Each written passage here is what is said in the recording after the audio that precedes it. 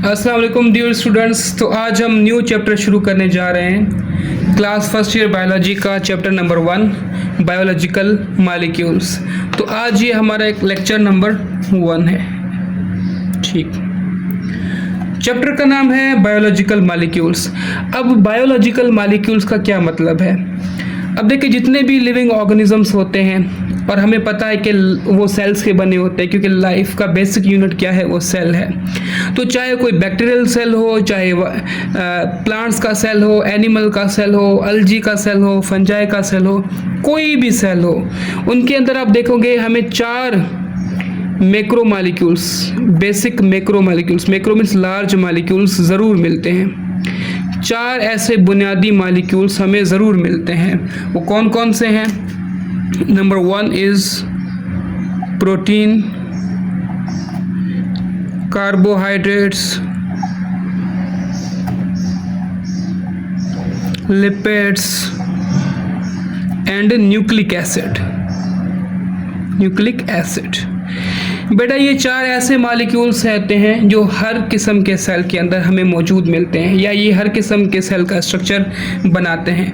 तो इसीलिए हम इन चारों मॉलिक्यूल्स को कलेक्टिवली कह सकते हैं कि these are biological molecules. Biological molecules, इनको एक और नाम से भी पुकारा जाता है, वो है molecules of life. Molecules of life. Okay, अब ये बायोलॉजिकल मॉलिक्यूल्स आपके बुक के अंदर एक चार्ट दिया गया है, जिसमें इन मॉलिक्यूल की परसेंटेज को कंपेयर किया गया है in between mammalian cell and bacterial cell. Mammalian cell का मतलब है the cell of mammal, mammalian cell, और दूसरा हमारे पास है बैक्टीरियल सेल। Bacterial cell. अब प्रोटीन्स का जो अमाउंट होता है, मेमेलियन सेल के अंदर 18%, बैक्टीरियल सेल के अंदर 15%, कार्बोहाइड्रेट्स मैमल्स के अंदर 4%, बैक्टीरिया सेल के अंदर 3%, लिपिड्स मैमल सेल के अंदर 3% और बैक्टीरियल सेल के अंदर 2%। And then comes the nucleic acid. अब न्यूक्लिक एसिड के भी 2 टाइप्स होते हैं। कितने टाइप्स होते हैं? रिपीट आफ्टर मी, कितने टाइप्स होते हैं? 2 टाइप्स होते हैं।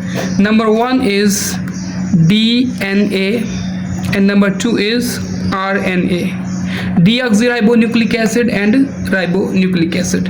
तो ये चारों मॉलिक्यूल्स हम आगे जाकर चैप्टर पूरा आपका डिपेंड करता है, रिवॉल्व करता है अराउंड दीज मैक्रो मॉलिक्यूल्स।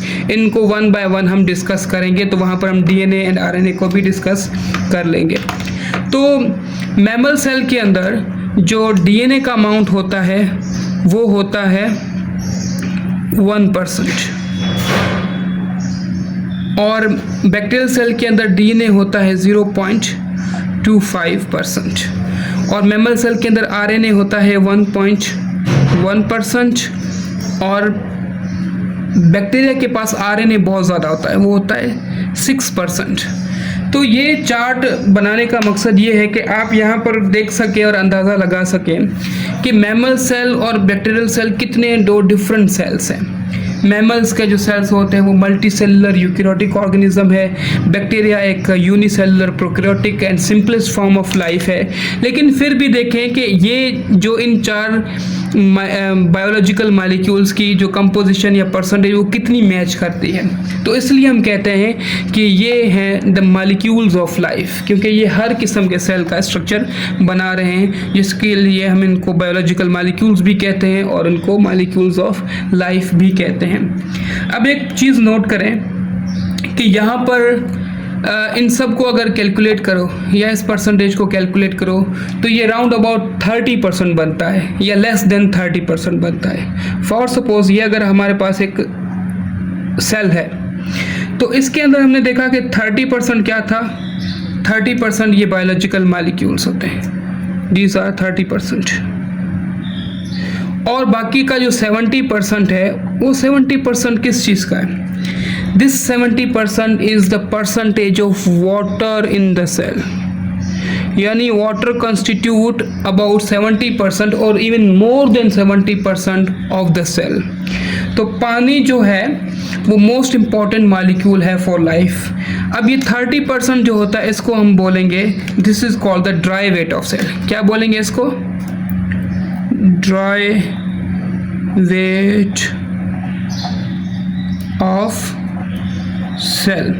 यानी अगर इस सेल में से 70% वाटर को रिमूव कर दें, ड्राई वेट कर दें, बाकी का जो परसेंटेज बनता है, वेट बनता है, उसको बोलते हैं ड्राई वेट ऑफ सेल। तो ये था जनरल सा introduction of these biological molecules. अब थोड़ी एमसीक्यूज़ की बात करें। अगर आपसे कोई एमसीक्यूज़ पूछा जाए कि विच of the following biological molecule has the largest percentage, तो आप कभी भी वहाँ पर वाटर को टिक नहीं करना, because water is not a biological molecule, protein is a biological molecule. तो वहाँ पर आप टिक करोगे प्रोटीन का अमाउंट सबसे ज़्यादा है, तो प्रोटीन इज़ करेक्ट आंसर। लेकिन इन केस अगर ऐसा एमसीक्यूज आए which of the following component has largest percent in the cell, तब आप वाटर को टिक कर सकते हैं, because water is a component, एक इनऑर्गेनिक मॉलिक्यूल है। बायोलॉजिकल मॉलिक्यूल जो होते हैं मोस्टली वो क्या होते हैं? ऑर्गेनिक मॉलिक्यूल्स होते हैं। ठीक है बेटा। नाउ इन नेक्स्ट लेक्चर हम इसी वाटर के ऊपर डिस्कशन करेंगे कि ये वाटर जो इतना 70% है, इसके अंदर ऐसी क्या प्रॉपर्टीज़ हैं, ऐसी क्या ख़ास चीज़ है जिसकी वजह से ये लाइफ का 70% कॉन्स्टिट्यूट कर रहा है।